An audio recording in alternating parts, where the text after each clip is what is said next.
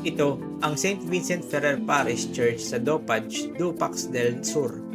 Isa sa pinakalumang simbahan sa buong Nueva Vizcaya at itinuturing na National Cultural Treasure ng Pilipinas. Itinayo noong 1776 ng mga Dominican missionaries at hanggang ngayon nakatayo pa rin ang original structures na gawa sa adobe, bricks at lime mortar.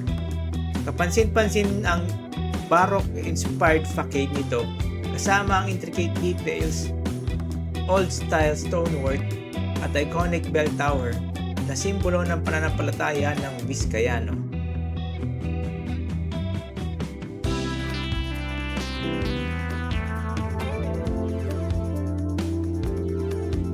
Hindi lang ito simpleng simbahan, kundi isang buhay na alaala ng kasaysayan, kultura at matatag na pananampalataya ng mga taga Dupax del Sur.